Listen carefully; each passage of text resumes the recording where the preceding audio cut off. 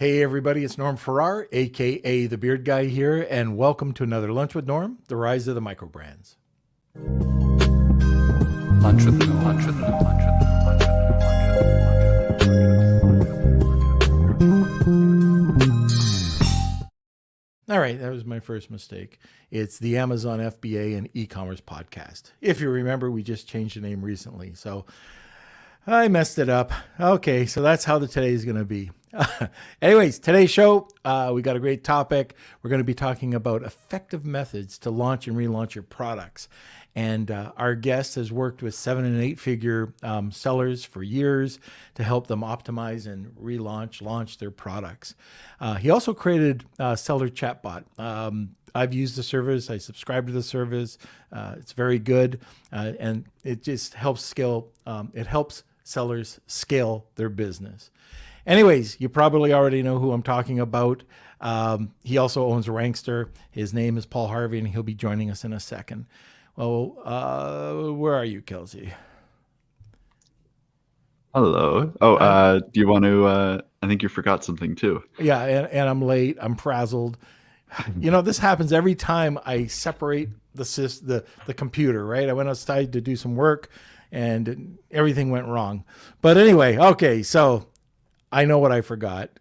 Don't be a jerk. Mm-hmm. All right, so a big thank you to our sponsor, Global Wired Advisors, a leading digital investment bank focused on optimizing the business sales process. For more information, give Chris and his team a shout over at globalwiredadvisors.com. There, I did it, Kels. All right. Now we're on the right path. All right. And like I said last podcast, Chris is coming on. He's going to be talking about the company too. So I'm looking forward to that. Yeah, it's going to be great. So Manny and Simon, welcome to the show. It's great to see you guys. How's everyone's Friday doing? Do you guys have any plans? Where you're watching from? We want to know. We have a fantastic Facebook group for those interested in learning about the community, engaging with us. That is the Lunch with Norm, Amazon FBA, and e-commerce collective. Norm is on fire. Yes, he is. And yeah, if you're interested or you need to see some old episodes, if you're looking for highlights, you can go over to our YouTube page. That is Norman Farrar. All of the full episodes are there. We're over 150 episodes in now, which is crazy to me. I can't believe we've come this far. But I think that's about it. We have our Patreon too, so that is our monthly subscription service.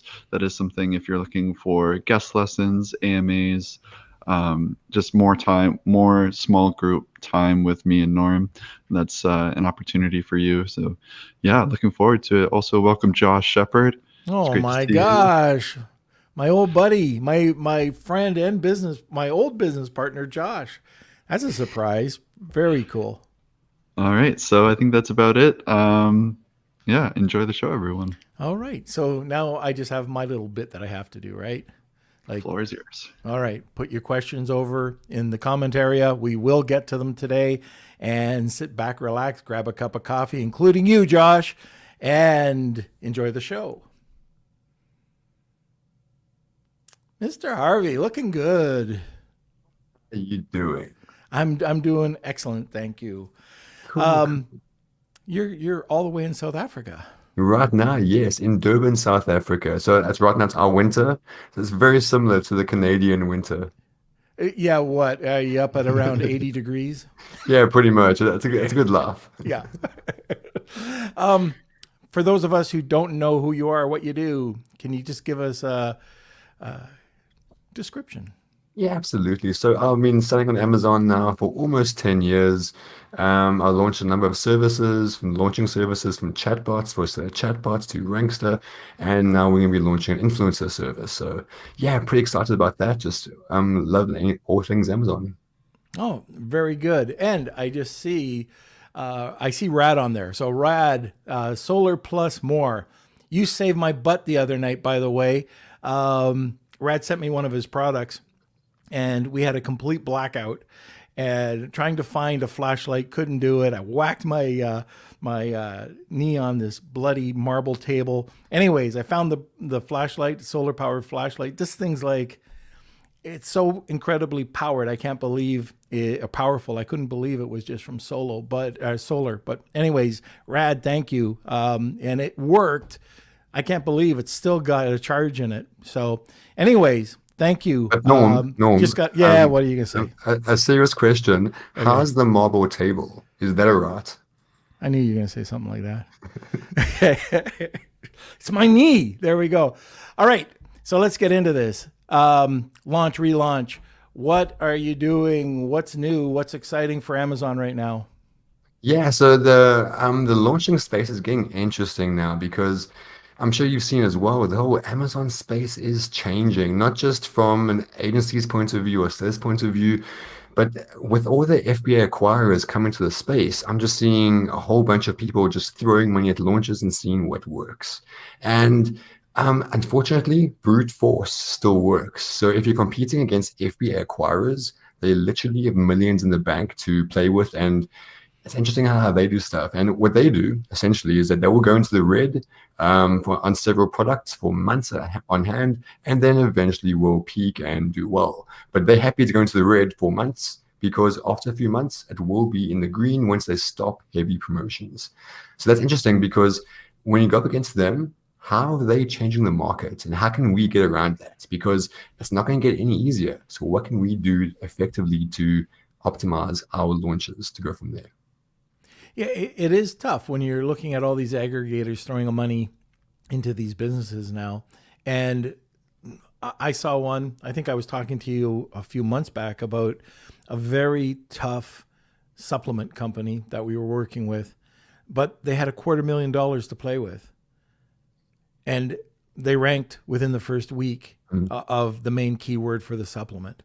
So, it's crazy. Like anybody can compete for any product as long as you have the money and you've got the ability to handle an ulcer, but less competitive is always better. But how do you handle that? So now you have a small seller coming in, independent seller going against a big brand. How are you competing? So do you remember back when you started on Amazon? Back in the day, I say back in the day, but it's like recent, only a few years ago. But when you first started on Amazon, what made you successful was because you were so much more flexible than the retail stores. You could pretty much do what any retail store would do in a matter of weeks. It will take them years to get in to do that. Nothing's really changed because now the typical retail people are now the FBA acquirers.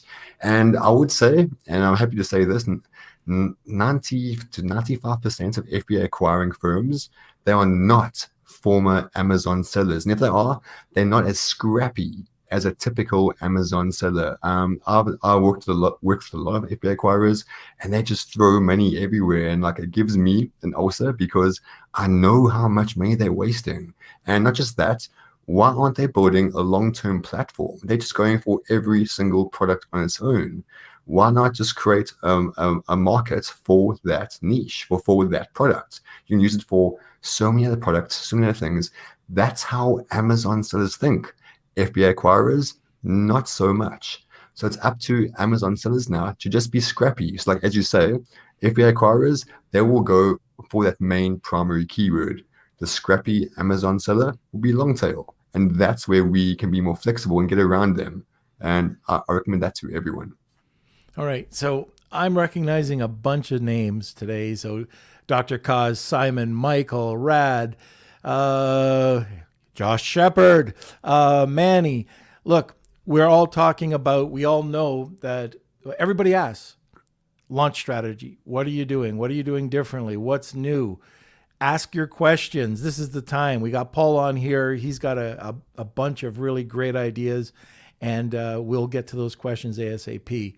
By the way, I forgot. We had a giveaway today. Why don't you take it away, Paul?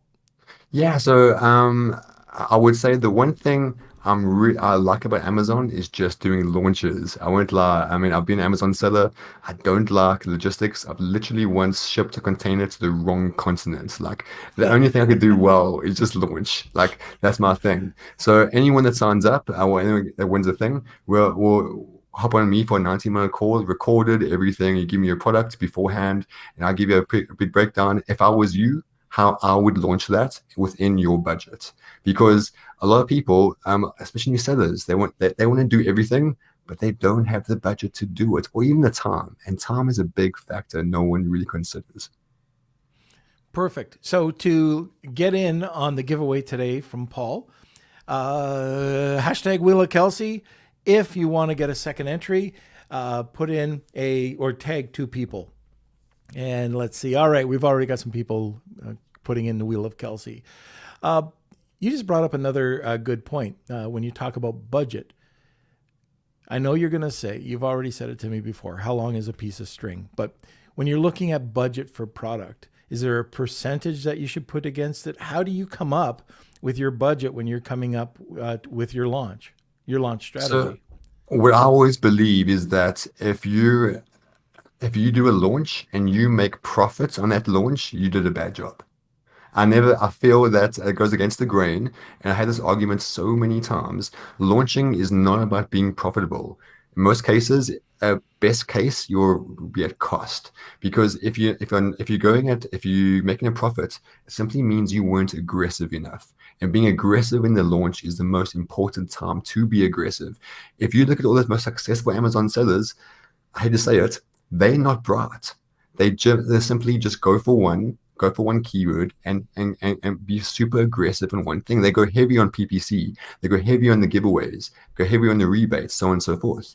But they just do one thing. They go aggressive. Whereas the scrappy Amazon seller that thinks they're smart, not so much, because they overthink it. Whereas the not so smart Amazon seller can be a lot more successful. And it pains me to say that, but I see it way too often. I do too. So I'll be talking about launch strategy, especially with rebates, and we're going to get into that in a second. And you come up and you say, oh, to do this right, you need to do 125 giveaways. Yeah, but I only have enough for 25. They do 25, they fail. And then, okay, what went wrong? Well, because you needed 125 to build the momentum to get you onto page 1. It's kind of a simple formula, isn't it? Pretty much, yeah. It really is. And also what's I've seen a lot of times, people target the wrong keyword. So they get to page 1 for a keyword, they brag to everyone about it, and that keyword didn't bring any sales. So how valuable was that? Kevin King was on a couple weeks ago, and he broke down the way that he did his research using brand analytics. And a lot of people don't want to get into brand analytics. My style is a little bit different. I'll go and I'll work with Helium 10. I'll use Cebro. So if you're not familiar with Helium 10 and the research tool, I'm sure most of you are. But they have a tool called Cebro where you can bring in ASINs and make sure that you get, like it says, collect competitors' ASINs. You click that button, it'll come up. Make sure that they're similar to what your product is. And then what I'll do is I'll go in, I'll search by search volume, and then I'll find the longer tail keywords, not a buying keyword, longer tail. And I'll then take that, go over to seller tools, because Helium doesn't have this option, and find out the word that's converting the best for orders. They have a module that allows you to type in the keyword, and it shows you what keyword you should use.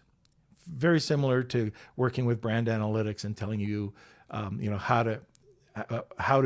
what keyword converts the best. What are you going to get the most orders for? And surprisingly enough, Paul, I don't know if you've ever used Seller Tools keyword listing optimization set, but you can put these keywords in. One will have 20,000 search volume, 10,000 search volume, 5,000 search volume, 2,500 search volume, and it'll tell you you're wasting all your money on those 3. The 2,500 search volume is your money maker. And when you go back and actually test that by focusing on the PPC, what does the data tell you? What's that? When you go back and that keyword for 2,500, when you go back and focus on PPC for that keyword, does the data tell you the same thing? I only ask because doing so many things, it's always hard to. Yeah. So, and that's what I like about doing this specific way. And I just saw Simon talking about giveaways. We'll talk about that in a sec. But if you take a look at those keywords. First of all, you want to make sure that you're indexing and converting for that keyword, right? If you don't have it in your title, or if you don't optimize your listing, okay, we got a problem. But once you get your listing optimized, and you can go for it with your PPC, and you can go for it with the rebates, and I even will go one step further, and I'll target posts and press releases and all that other stuff, and try to just do like a more blitz external traffic. It works extremely well. However, I want to talk about something that I just had. I've had a few that last week and the week before, people talking to me and complaining about rebates. Okay, straight up, 100%. I hear this. You guys are breaking TOS. What's your thought? Yeah. So now, for a side note, me being South African and I lived in the UK, I never knew what the term rebate meant. I never did. And then when I found out what a rebate is, first of all, I could be wrong here. It's a US, I won't say law, but it's a US, it's very common in the US. A rebate, it's a way of life, not a way of life, but everyone's very used to a rebate. Whereas every other parts in the world, pretty much rebates doesn't really have the same meaning. So when I first saw rebates mixed with Amazon sellers, I was one of the first guys screaming, this is against the rules, it's breaking the rules, everything. But then if you break it down, now, we know Amazon goes through phases where they just stop stuff. For example, back in the day, incentivized reviews, then big discounts could still help you rank, and so on and so forth. And Amazon are fully aware we are doing rebates. I've tested this, they're fully aware of it. They know we're doing rebates, but Amazon makes more money off rebates than big discounts or incentivized reviews or anything. So is it in their best interest to shut it down? And secondly, can they shut it down? It's a way of life in the US. It's a common law in the US. So is it in their best interest? Because right now it's making their money, and they have to go against the law to go against it and enforce it. So that's why I think it's fine. And also I've done, I would say, close to 10,000 rebates, and not a single issue ever. And it's excuse me. And it's purely because you make sure that traffic is organic. As soon as you start mixing in any type of stuff with reviews or anything, then you're breaking the rules. And like I said, we just do tons of rebates. We do about 100 to 150 a day. Never had a single issue because it's done properly. So bear in mind, the service you use, make sure they are doing it properly. That's what I was going to ask next. So you've got free Facebook groups. You've got Facebook groups that'll do it for a couple of bucks. You've got other apps that'll do it for a couple of bucks. You've got what I call concierge rebate clubs, which will go out and work with Facebook groups, get real customers, similar to what Rankster does, gets real customers, real traffic, and gets them to buy the product. So I think there's a complete difference. And one of the things that I've also found is that you can go to these clubs that give rebates away for free or very, very discounted. And it looks like, this is just my take on it, but the buyer quality score doesn't get you anywhere. Like I can get 10 reviews or 100 reviews or 1,000 reviews, and I don't get the ranking that I want. Whereas if I go to higher quality, let's just say driving traffic from Facebook over for a bully stick promotion, and if I'm targeting a specific set, I call it a silo of keywords, I see it happen. Like I get proper, I get natural reviews around, and I don't ever ask, for these at least, but it'll be natural. People like it. They go to the product. They like what they see. It's not a discount club. And you're not, like a lot of the rebates I find, I don't know about you, I've never talked to you about this, but a lot of the rebates used to be 100% off. Now, when we call it a rebate, really it's more of a discount. We'll give 15, maybe 50, like buy one, get one free. We'll change around the structure of how it's done. We'll also offer the 100% off, and again, we're not offering anything, but I've had at least 3 discussions with people, higher end sellers, and they were just saying, no, I'll never do a rebate. It's against TOS. You guys are asking for trouble. They'll shut your account down. Don't come to me, with a suspension, I kind of like every company in North America at some point uses some style of rebate. Exactly, 100%. That's the thing. We all do rebates, and then the people that want to criticize rebates are the same people that do inserts in the Amazon products, and that's in the same field of being white hat, gray hat, everything. So, what suits the seller? And in my personal opinion, I'm doing this for almost 10 years now and seeing so many sellers. You have to draw the line somewhere. And rebates, as long as you're not doing reviews, is agreed. The only problem would be is if you are just doing anything bad. For example, that rebate, get them first to click on your competitors' sponsored ads and then purchase your product. Stuff like that makes for a bad pool. So don't do that. Right.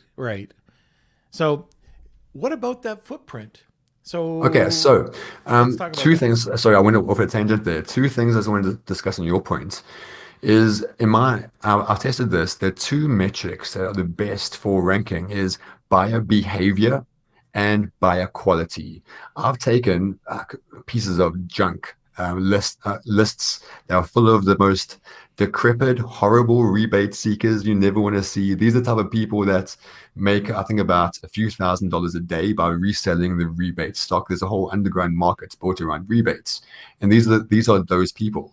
This is a blacker than black list. I took that list and put it through a number of hurdles. So each rebate, they have to jump through a number of hurdles to change the normal buyer behavior. I wouldn't send it from Messenger. I send it from Pinterest. I send it from this. I send it from that. But doing all of that, the buyer quality is the same, but the behavior is different. And then on the flip side, buyer quality is definitely a factor. If they're always buying rebates, they're pieces of junk. But if they buy once in a while and they have a family account, all these factors, if they're not the typical rebate buyer, we're not trying to buy everything. Maybe it's a mom. Typically, moms buy all the same stuff for their family. Amazon knows that they're tracking everything. So a typical rebate buyer doesn't have the normal buyer behavior. But basically, those two things are found: buyer behavior and buyer quality. Do you give direction? Oh, you know what? Yes. We should define a rebate. Yeah. I take in consideration everybody knows what a rebate is. So why don't we explain a rebate? What's the difference between a rebate and a giveaway? That's good question. And the reason I'm pausing there is because a lot of people use the term rebate, giveaway, and even influencer. Influencer is used for a typical like Instagram influencer, or even an influencer, someone that has a list to do giveaways. So that's why I mentioned that. In terms of a rebate, all it is you ask someone to go purchase your product, they go purchase it, and then you give them the money back. So they lose nothing, they just effectively get a free product. And then giveaways, it depends on your opinion. That could be basically just a 99% coupon code. So it's practically free. Yeah, very good. Okay. So again, I see a couple questions coming in, and we'll get to them shortly. One thing I should just mention again, Paul has got a really great consultation service up to 90 minutes. It's going to be fantastic.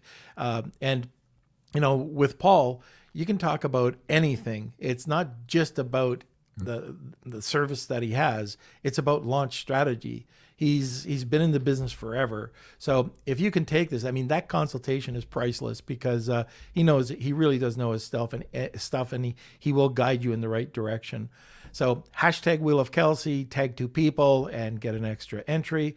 The other thing too, if you like what you're hearing, feel free to hit the like button, hit the subscribe button. Kelsey's supposed to come in and say these things right now, but he's just not doing his job. But anyways, I just said it. So ring a bell, do that stuff. And back to you, Paul. Okay. So we talked about rebates, and it's fairly safe. Now, search, find, buy. So when you're giving specific information to people, do this, then do that, then do this. Is that against terms? No, because now this is what kills me. It frustrates the hell out of me. I see so many Facebook posts about this. I actually had to stop for a while because I was getting very, very nasty. But basically, this is the problem, right? Let's say someone types in baby blanket. They see a sponsored ad. They click and they purchase, right? Now, immediately everyone will say, "Oh, I just made a ton of sales through PPC." Isn't that search find by? Because they typed in a keyword, they searched, and they saw the sponsored ad, they clicked, and that's a sale, but it's search find by. But it's a PPC sale. But everyone says now, oh no, you're gamifying the system. No, that's normal buyer behavior. There's nothing against the rules for search find by. If you tell your customers, let's say you sell Nike shoes, you say to them, go buy my shoes on Amazon right now. They'll go to Amazon and type Nike shoes and then find your product and purchase. How is that against the rules? You give them instructions to go find you on Amazon. So they're doing that. And again, we've done thousands and thousands of rebates, never been an issue at all. Okay, so the big question, they go and they click, they buy those Nike shoes, but you're paying them back 100% or whatever it is. So is that not an issue? You're going to PayPal and you're saying, okay, here you go. Here's a PayPal account. All right, give me your PayPal information and I'm going to give you back 100%. I wouldn't say it's an issue because it's a buyer pool that we use for launches and rebates, and one we reuse over and over again. And again, a rebate in essence is allowed. Amazon has never said we can't refund them or refund them on the back end. If we say to them, okay, here's your money back, give me a review, yeah, break the rules. In fact, in my own buyer pool, I have strict rules. If you leave a review, you're kicked out. I don't want you to leave a review. I don't care for you. I don't care for your opinion. You don't leave reviews because, again, you don't want ever leave a review from a rebate. That is blatantly breaking TOS. Very good. The combination. So you talked about go aggressively, take something and go aggressively, whether it be PPC or rebates. Do you like combining? Like, will you on a product launch do your PPCs? Let's explain your product launch. So how do you do it? So my product launch, this is what I've done for years and years and years. It's bear in mind, I'm a former teacher, so I really, really dumb it down because we don't have time to do everything. And when I created the strategy, it was years ago when it was far easier to be a one-man band. So I want to use that same strategy now. And the way I use it basically is that this is what I do personally, and it's never not worked for me. And the way I create the strategy is that you can scream to Amazon your relevancy. So now, let's say, for example, we're selling baby blankets. We launch on Amazon, and immediately I know my best keywords are going to be blue baby blankets for toddlers. So I'll pick my 3-4 best keywords. I'll make sure baby blankets is in those 3 or 4 long tail keywords. That's it. Those are 3 keywords. I pick those, make sure they're in the title, and obviously make sure your listing is amazing. And once you have that, now, as I go live, I immediately start rebates with search find by, and I will be through baby blankets for boys or red baby blankets, just those 4 keywords. And if you're not on page 1, you simply include your brand name. So baby grow, baby blankets. Then you will be on page 1. And even though you include your brand name, it still holds keyword ranking for that keyword long tail. So basically, those 4 keywords, that's all I do. I do rebates through those 4 keywords. Simultaneously, I'm running PPC 4 campaigns where each campaign targets one of those keywords. So now what Amazon sees from day 1, people are finding our product through certain keywords, and then our PPC, we're targeting those keywords. And in most cases, the rebate buyer will absentmindedly click on the PPC sponsored ad. And immediately everyone says, oh, that sucks now because I'm paying twice, once for the rebate, once for the PPC click. That's good because sales through PPC screams keyword relevancy. In fact, if you look at your search term reports, if you download your search and reports, your best ranked, your best selling keywords on a search and report are normally your best organically ranked keywords. So there's direct correlation between PPC and rebates. Also PPC and organic ranking. So that's all I do. I pick those 4 keywords, run rebates. I maybe start at 3, 4 a day for a week, and then maybe I increase to 5, 6 a day, and that's it. And then maybe I increase my bid on those keywords. That's it. It's very easy to do that. And immediately from day one, Amazon knows my relevancy. And then maybe after 2, 3 weeks, as Amazon knows how relevant I am, I will then throw in some influencers, because then it sees all that viral traffic, and Amazon thinks my product is then going viral because and targeted for those keywords. It's a bit of a long answer, but yeah. Do you also drive external traffic? Do you do a lot from Facebook or any of the other social media platforms?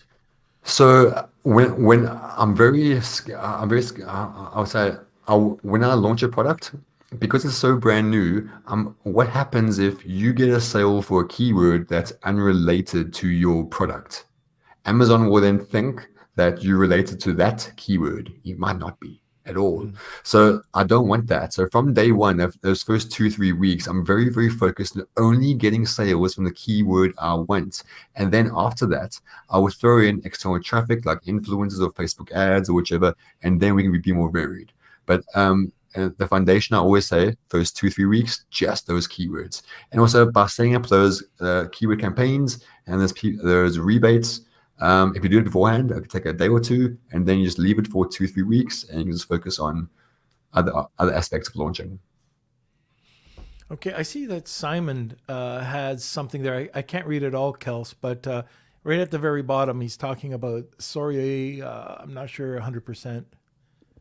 Yep. So he says, sorry, I'm not 100% clear on this. With giveaways and rebates, etc., does the buyer actually want the product, or are we incentivizing them to buy to help indexing? So pretty much, I would say you're going to help to index. That's the main thing. And also, is that bear in mind, is something I want everyone to realize, is that if you use a service, and mine the same, if you use our rebate customers are not your ideal customers. I wouldn't trust them. They're the typical type of rebate people. And if you try to convert them to be your customers, because they came in off the bat getting free stuff, it's what they expect from day one. So if you're using a service or using rebates, service or lists or whichever, bear in mind, it's purely just to rank, because there's not building a long-term business. It's purely help you to get out the starting blocks. Okay, so with the type of service that you do, you're driving traffic from Facebook over to Amazon. So I'm thinking, maybe I'm wrong, that these are more real customers that are saying, oh, I'm interested in a bully stick for my small dog. They go over there, you get their information. Is that information now that you can use to build your customer base? I wouldn't recommend giving that. Well, we don't give that information to our clients, and I wouldn't recommend that, because if that client has that information or has that user and tries to grow an audience from that user already got something for free, so they expect that for all the time, and that user can't leave a review because that will immediately get you. Yeah. So I normally keep those lists myself, because when I let those lists go out, the sellers start doing some naughty things. So we keep those secret. Right. And you don't want to, like you said, if you're targeting these people, they're expecting a discount. So, and this is something that I've heard in the past, but you're creating your own footprint, right? For just giving away just all this free stuff. So I do 100%. I do have conflict. Oh man. I want to use rebates. I use rebate. I use rebates all the time. I love using rebates. But at the same time, if it's okay, why is Amazon, I'm hearing from Amazon that about the footprint. And what I read in Facebook posts about, look, Amazon is tracking these footprints. It's going to come down like incentivized reviews did in 2017. Like everything that you were just saying, do I have to worry about that? Like, if I'm using XYZ Review Network, do I have to worry about that footprint? I wouldn't worry too much because if we look back now and all of when Amazon, all the things they changed and stuff, when they stopped incentivized reviews, did they go back and ban anyone? They only banned the people that carried on doing it. So if Amazon puts a hard line and rebate saying now against the rules, then I don't feel that anyone will be punished for past repercussions if they deem it illegal or against the rules, whichever. So that's I'm not too worried. And also the amount of rebates out there, I don't think anyone realizes as Amazon sellers, we only know of about maybe 5% of the entire rebate market. There's a huge underground market built around rebates. And I spent about 3 months going down the rabbit hole and actually seeing how big an option, how big a market it is. And it's huge. And that's why I'm not too worried because we only know a little bit and there's so much more. And Amazon's the winner at the end of the day. We've talked about PPC. We've talked about rebates. You are getting involved with influencers now. Mm-hmm. So a little bit different. Let's talk about that. What are you doing? So right now, what I love doing is that one thing I'm playing with is what if we did? So bear in mind, I do tons of rebates, and myself personally, I'm as cheap as they come, and my SOPs are so ironclad that when I use my own service, I'll pay the same thing anyone else would, and that crushes me inside. I'm proud of myself for having ironclad SOPs, but then I'm pretty cheap because it's a win-lose situation. So what I wanted to work at is that I thought, okay, you know what? There are tons of influencers out there. And when I say influencers, I say the term very loosely because anyone that is pretty much on TikTok, I deem as an influencer because they're creating content. I'm not saying Instagram. I want TikTok. And I want TikTok because they are so severely or focused on e-commerce. TikTok will bring out a whole bunch of things. They're shoppable buttons, everything. For example, if an influencer has a post for you, you can boost their post, much like Instagram. So if it goes viral, it could go viral over and over again. So the reason I like the reason I like TikTok is because I deem everyone there an influencer. Now, here's the thing. If they're all very small influencers, why can't we use these small influencers as rebates? What if we got them to purchase the product and then actually create some content around that? Isn't that against the rules? Because you're paying them to create content for you. But effectively, that's a rebate.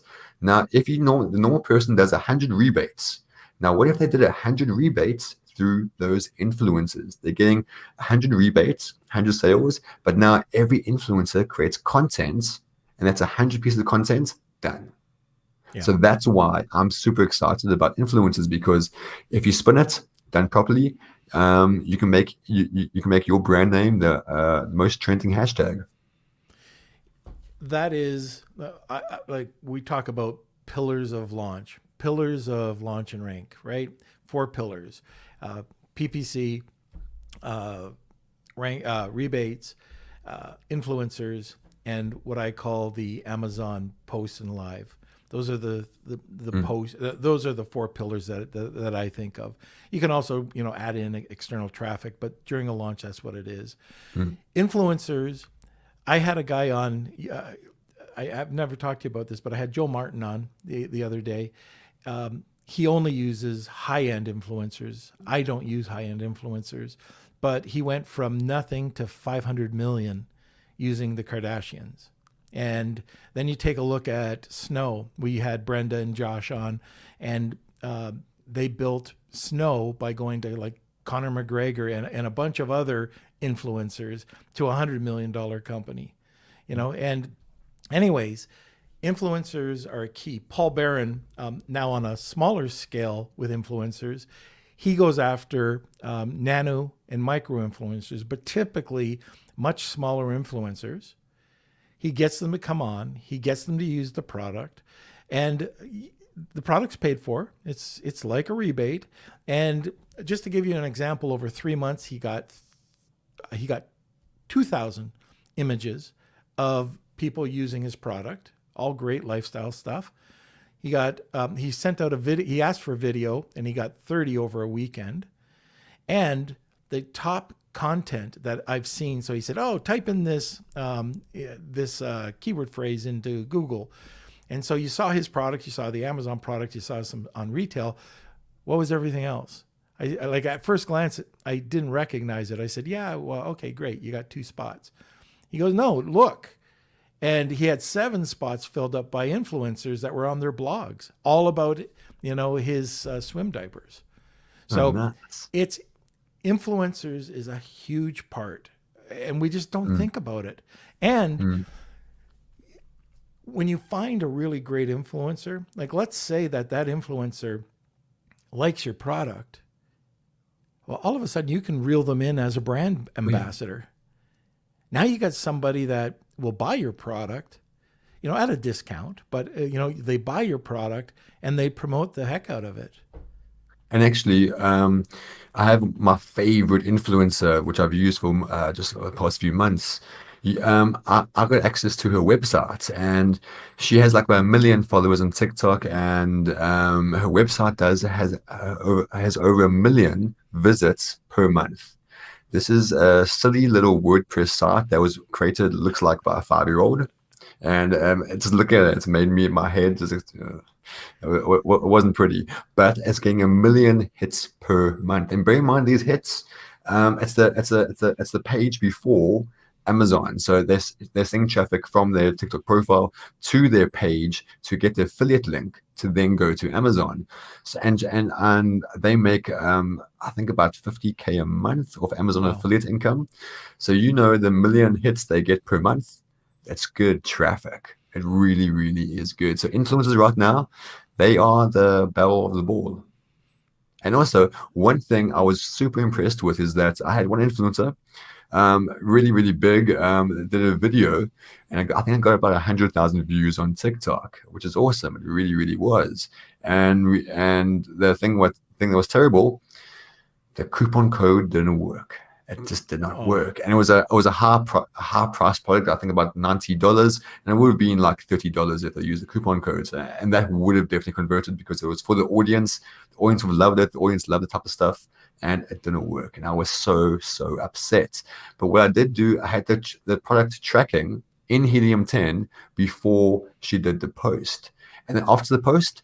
They only got like 8 sales, and normally they make like 2 or 3 a day. It's a brand new product, so 8 sales wasn't huge, but for its main primary keyword, which was I think close to 30,000 search volume, that main primary keyword, they got to top of page 1. I went to top half of page 1, and that should have taken easily, and it was in a tough niche in cell phone and electronics. So as well as me, that would have taken a cool 100 to get there. But now, just because of the viral traffic, and bear in mind, the coupon code didn't work. So it didn't make any sales, but still got all the traffic from TikTok or from the influencer. So influencers can make you rank across the board. That was my next question about, influencers building up that sales momentum on keyword ranking like you would use in with rebates. So you can do the same thing. Yeah, 100%. Okay, I love asking this question because so many people love hearing about influencers, but don't know or are afraid to take the next step. How do you go about contacting influencers to get them involved? So I won't lie, it's not pretty. It really isn't pretty. We contact about 150 a day. Of those 150, maybe on a good day, 5 make the final cut, and we may work with them. The reason is that influencers, in my general opinion, and like I know some of them are watching right now because they're friends of mine and they're going to hear me onto this, but generally influencers are terrible with communication. Email, I don't think they can read sometimes, honestly. They're just terrible with communication. And deadline, maybe they wasn't taught because maybe deadline isn't a word for them. It crushes me inside, and dealing with influencers is very tough. So bear in mind, there are a ton of influencer type networks, but those networks, their data is scraped. So when you come across a network that says they have 3 million users or 3 million influencers there, yeah, maybe they do, but they scrape that data. I prefer a database of 300 engaged influencers than 3 million. Then yeah. So bear in mind, go through all this go to the influencer platforms and just start messaging people. The best way to do it is fail as hard as you possibly can, as quickly as possible. And my team do that. We've been doing this for a year now, every day, 150. And like 150, that's 145 fails per day. But it's again, those 5 people we get per day. That and as that grows, that's your business model. That's your launch list. One more question before we get to the questions, and that what do you see the mistakes are that people are using when they're trying to rank? So first of all, what I would say is this: if you're going to look at an influencer with previous Amazon experience, meaning they've posted some products about Amazon. And it's ridiculous. It's so easy to do. What I do, my team does, they go through all the influencers, find the ones that have done Amazon products, and then find those products on Helium 10, and then see what the sales was over that period. And if the sales were great, gold. If it wasn't, move on. There are so many influencers out there, and to be honest, it's very, I won't say rare, but I've come across some influencers that do about 10 to 15x when they post. So those ones, if you find them, no one knows how to reverse engineer. Well, they don't know how to reverse engineer the success of their posts. And a lot of influencers, they do a post and they don't know what the sales effect is. I showed a few of them, and then literally 2 days later, their rates went up 4x because now they know their worth. So talk to all the influencers, but just do as quickly as possible because the influencer space is growing so quickly. Oh, yeah. I mean, like a year ago from now, we wouldn't be having this conversation. Yeah, it is growing fast. I mean, it's the new rage. Mm. Okay, let's see. Kelsey, questions. And before we get into questions, if you want to enter the 90 for the giveaway, not the rebate, but for the giveaway from Paul, he's going to be giving away a 90-minute consultation, and just have to enter hashtag Wheel of Kelsey or tag 2 people and you get in twice. Okay, yeah. So we have one question from Dr. Kaz here. Hey, Paul, I hear all experts on various launch strategies, but one thing is common: go hard on advertising. What's your opinion on going hard with advertising?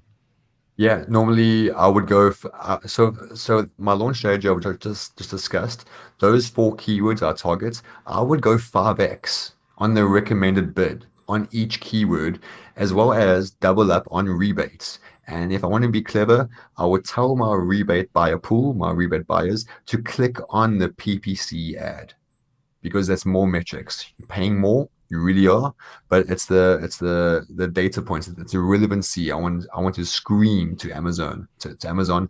And bear in mind, when people go hard on advertising, they're doing like the whole bulldozer approach. They'll bulldoze their way to page 1. It works. It really does, and it pains me because it's so expensive, but it does work. You know, you froze, by the way. Oh, okay, you're back. Okay, so one of the other things, I don't know if you ever ask your network to buy 2 products to get multiple sales. Sometimes in one order. Yeah, normally we do that if it's the same. We make sure it's the same brand. We tested a while ago. We did it with multiple brands and to get into the frequently bought together with other products. No, I'm talking about if I've got a bully stick. Okay, so 6-inch bully stick. Okay, package of 6, and I'll ask buy 2 packages instead of 1 because you get multiple sales, right? Exactly. Yeah.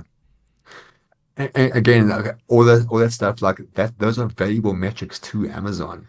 So I say to my customers, if I'm doing a launch, I try and mix it up. And also, one thing I did find in terms of buyer behavior, I did a launch last year where I did a launch that sent the rebate traffic from Messenger to Amazon. And bear in mind, that's about 90% of launches are done through Messenger because they send traffic to Messenger to Amazon. And other, so that was one strategy, Messenger to Amazon. The other one was, I was split testing this, was Pinterest to Amazon. So I'd give them the search find by instructions, then send them to a Pinterest pin. The Pinterest pin actually had the search find by instructions. They click on the pin that goes to Amazon.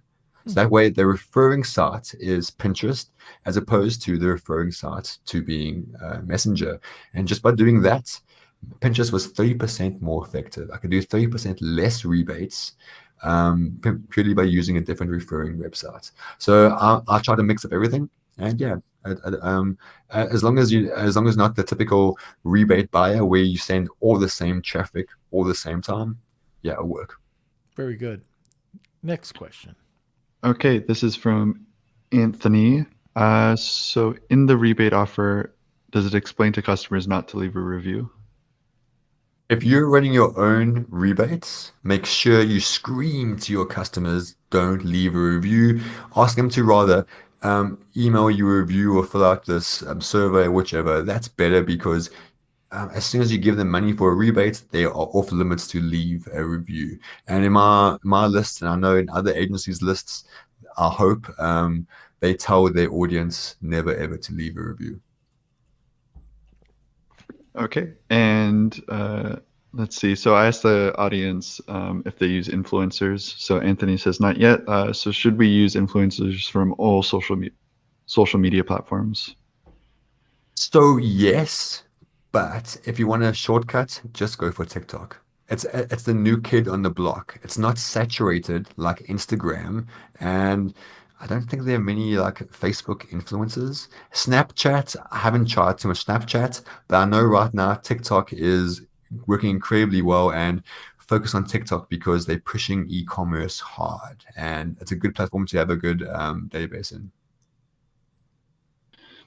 Okay, from Rad again, from if they use influencers, how do you find actual influencers?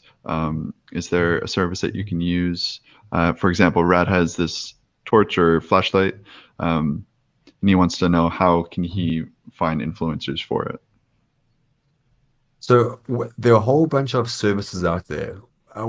So I don't want to send everyone off to a wild goose chase, but there's IntelliFluence, there's the TikTok, its own marketplace. There's a whole bunch of places out there. But first of all, spend time on the platform you want to use and find users there. That's still the best way to do it. And also, if you're in your niche, find influencers that are around your niche. If you try to pitch someone that's around baby gear in your niche, not going to work. So look at that. And yeah, if anyone's having any troubles finding influencers, also send me a private message because I'm happy to help out because I just know the amount of hurdles you have to jump through and go through, and I don't want anyone to waste time like me. Yeah, the other thing, I mean, you could just go on to Google Yeah. and just type in like dog influencer or puppy influencer, whatever your niche is, and you'll come up with a bunch of blogs. And I mean, there's if you take a look at some of the other podcasts we did, we actually gave like search operators that you could use to find influencers in your niche. So there are ways, even just to go on to Facebook or Instagram or TikTok and just look at people that are in your space. And you can just approach them, like start following them. Don't have a lot of ego about your product, but start following commenting, and then just contact them directly. That's it takes a bit longer that way, but you'll start to get some people responding back and forth, especially the nanos. Exactly. And I think of talking to influencers much like my high school experience, talking to the hot girl and she ghosts me. That's pretty much how it is dealing with influencers. And we have to regress back to high school and develop that hard shell because influencers right now, they're hot. everyone wants a piece of them. So bear that in mind. And also, I mean, like other, also influencers have, some of them have mad expectations. I spoke to one the other day. I think she has something like 500,000 followers, which isn't that big really, and also a fee. And she said $6,500 just for a post. Yeah. And it wasn't even, the content wasn't that good, but Yep. she thinks she is that good. And the sad thing is, she will get people paying $6,500. Yeah. Oh, and by the way, we saw this with one of our clients, paid $7,500 for YouTube, and the product came. I think it was probably a 5-minute video. The product flashed up. You didn't even get to see it really, and that was $7,500. It was horrible. No exposure, Ouch. nothing. I think out of it, with the brief second that they gave us, we got a few sales. I think 15 sales, and they even said the name wrong. So, And there are no do-overs. That's the worst part. Yeah. Even if the influencer messes up, it's their fault. No do-overs. You don't get your money back.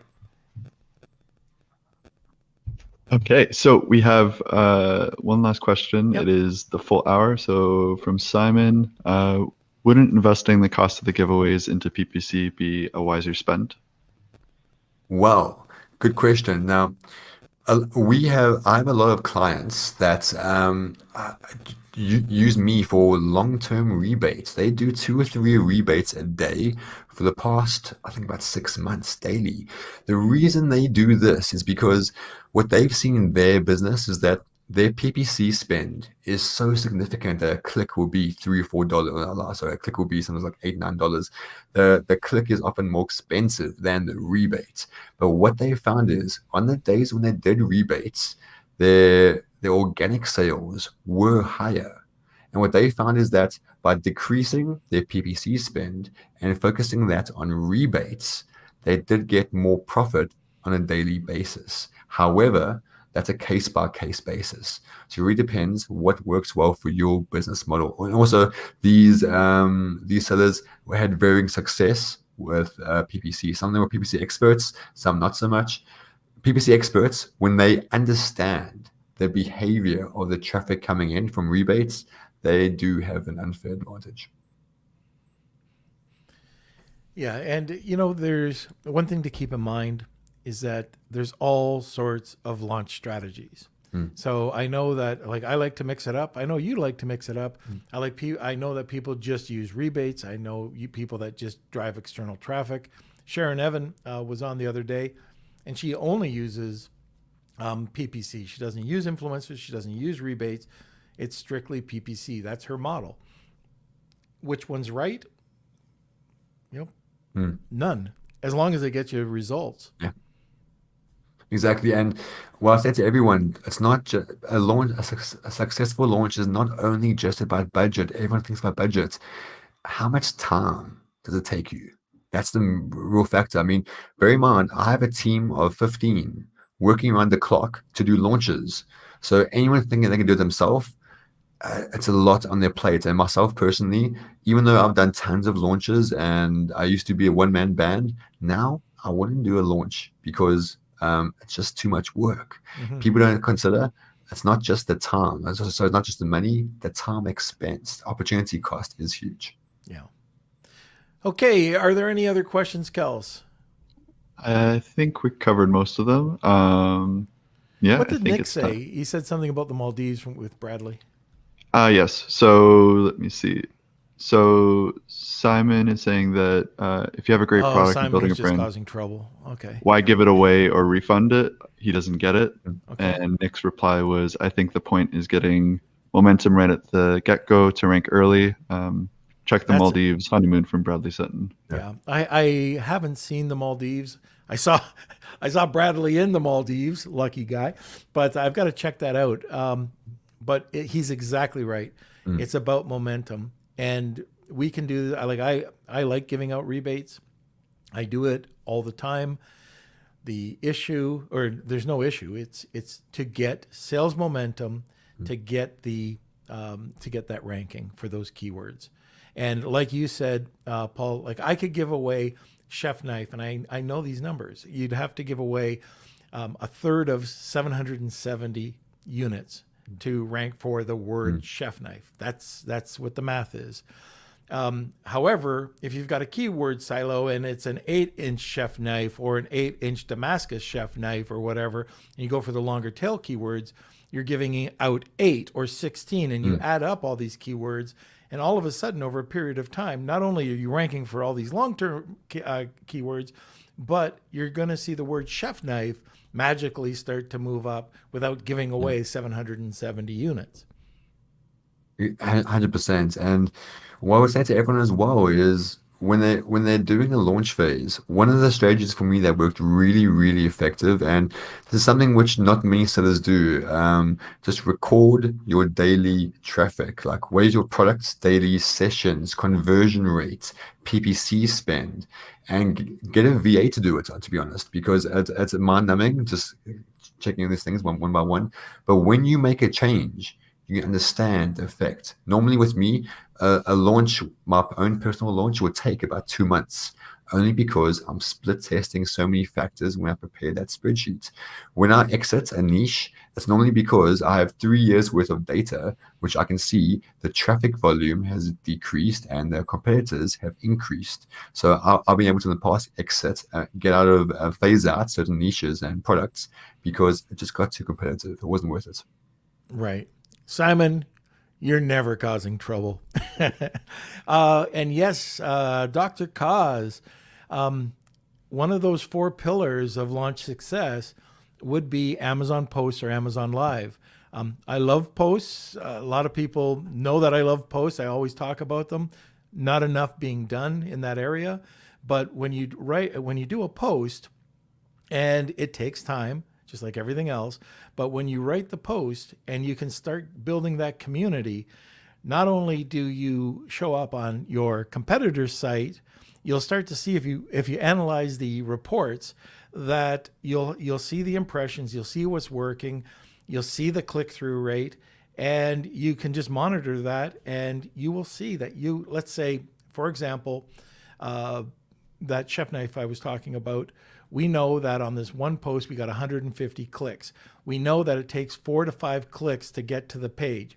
We know that typically in e-com, you drop 50 to 75% of the traffic going from click to click to click to click. So I think Amazon did it right. If you're going to click 4 times, you've got a captivated audience, and that 150 clicks that went over to your page probably is converting at 30+%, which brings up your conversion rate.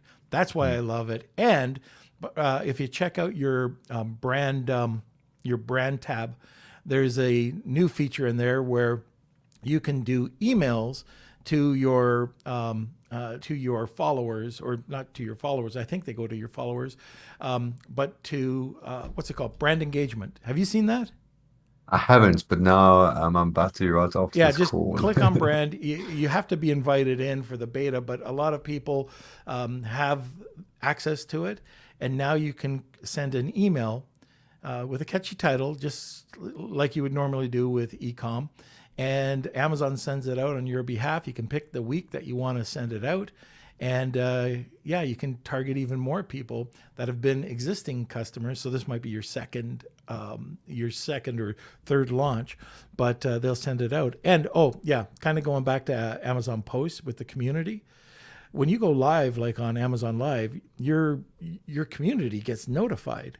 So that's just another way to drive traffic, back. Going back to that brand engagement, you can say that you're having a product launch, a product offer. You can say that. So they're making it easier for you to approach your clients. And again, as Amazon sees the need for influencers, which is why they're bringing their own in-house. Yeah. And the whole Amazon post, it's a whole ecosystem. And also my launches, I've seen if the influencer is an Amazon affiliate, because Amazon are so great and glory, because the thing is so great. When they see sales coming through Amazon affiliates, it's the whole Amazon ecosystem. So they think, wow, this product is better than we thought because it's part of the Amazon ecosystem. So it's all about feeding the beast. Yeah. All right. I think that's it. Is I it have that one time, question Kels? sneak in from Anthony. Are there influencers in Clubhouse? Is that a good way to, is that a good platform? There are, I know for a fact, there are influencer clubhouse meetings. I've been in a few of them.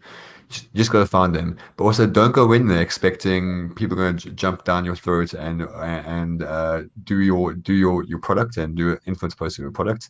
It's rather to go in there and just post around, see how influencers tick, see what they want, and then reach out to them afterwards. Yeah. So this is an interesting question. We talked about it briefly at the beginning. So the question is from Anthony, can you do 50% offer instead of a total 100% rebate? So here's the catch. 50% off is basically equivalent to 50% of coupon code. It's really the same thing. And now here's the problem. 50% doesn't convert. It just doesn't convert. It's free or nothing. As soon as we start giving them anything less than free, then your ad costs to get that sale will be more expensive than that 20% you're saving or whichever. So bear in mind, free sells because free is cheap advertising. As soon as you start making it less, your advertising costs will increase. And I went across this and did, we used to do tons of Facebook ads and with chatbots, everything. As soon as we decreased the price, we made like 80% off, not 100%, then the ad spend just went through the roof. Yeah. When you're doing less of a discount, so let's say it's 10, 15, or 50, then you're bringing in a different type of person, more of a real customer than the rebate person, right? 100%, yeah. And it's more work. It really is more work. And also It does bear in take a lot mind, more. Yeah. the typical rebate buyers, they know the whole process and MO. So those rebate buyers are normally like the easiest buyers because they know the process. If they don't know the process, they're not a rebate buyer, which means their buyer quality is better. So a whole bunch of factors going there. Yeah. Okay. I think it's time for the Wheel of Kelsey. It's time. All right. So, Paul, I don't think you've seen this, so No, I enjoy. haven't. It's time for the Wheel of Kelsey.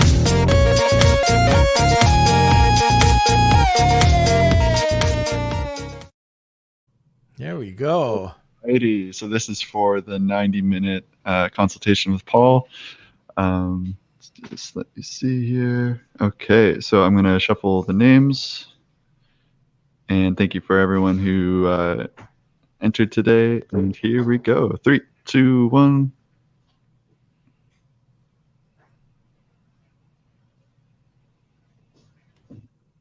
Is that Usman? Oh, is it? Oh, Andrew. Andrew.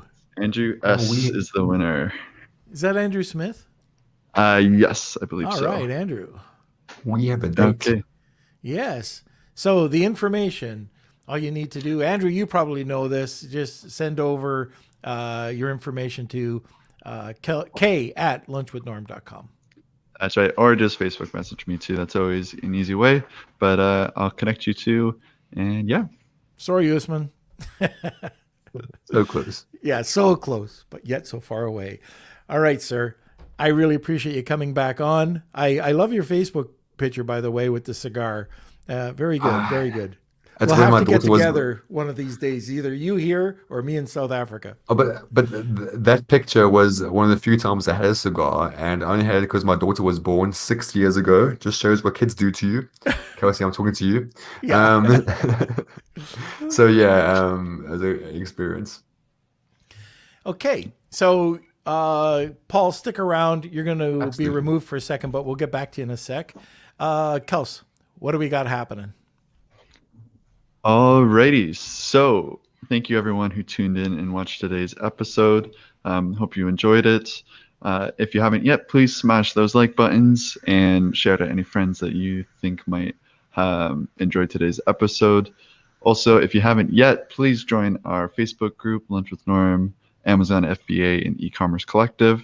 That's where our main community is. That is where the Beard Nation is. Also, thank you, Simon. The Lunch with Norm giveaways are the best. We appreciate it. And if you're looking for more giveaways, there is an opportunity with our Patreon. If you enter our Patreon, there we're doing some extra giveaways as well as some guest lessons every month. We do this month. I think Paul Barron's giving away a $495 listing audit, isn't he? Yes, yeah. So we haven't announced that yet, but yes, there is that is the Wheel of giveaway. That's the Wheel of Kelsey giveaway for the Patreon. But yeah, if you're interested in guest lessons, free services, discounts, AMAs, hot seats, all that fun stuff, you can check out our Patreon. Just go to the lunchwithnorm.com website, and you can just click on the membership area, and it'll take you there. That's probably the easiest way. And yeah, I think that's about it. Next week or on Monday we have Ben Leonard coming on. That's going to be good. He's great. So it's going to be a great episode. Great to have him back. And yeah. Okay, so Ben's going to come in and he's going to talk about his journey. I mean, just a young guy that went out, hit it hard, and I think he was Thrasio's first acquisition in England. So anyways, he's going to be talking a bit about that. Also, I just want to say again, a big thank you to our sponsor, Global Wired Advisors. They're a leading digital investment bank focused on optimizing the business sales process. And once again, just head over to globalwiredadvisors.com. Really appreciate them coming on board this month. They've really helped out. And of course, everybody that's part of our community. If you know anybody who would like to become part of the community, please send them over our link and get them to like the page and get them involved. We're looking for people that want to be engaged. If you're just going to hit our community because you want another community involved with, go to somebody else. But we really do like You're the playing community. hardball. Yeah, playing hardball, but like we've got a really great engagement in our community. I think out of the 1,400 last month, we had like 900 people engaging. So that's what I like. I love hearing stuff like that. And those, everybody that's engaging is helping everybody else out, which is also incredible. So I think that's it. Just one little thing. I just want to wish everyone a happy Father's Day weekend. I hope you treat your fathers. Apparently, yeah, this weekend. Oh. So yeah, I hope you guys enjoy. Let us know what you guys have planned for your fathers. Hopefully, yeah, you sit back and get to relax. And yeah. Maybe I'm not your father. All right. So tune in every Monday, Wednesday, Friday, noon Eastern Standard Time. Thank you again for watching. And really, guys, we really appreciate you as part of our community. Lunch with the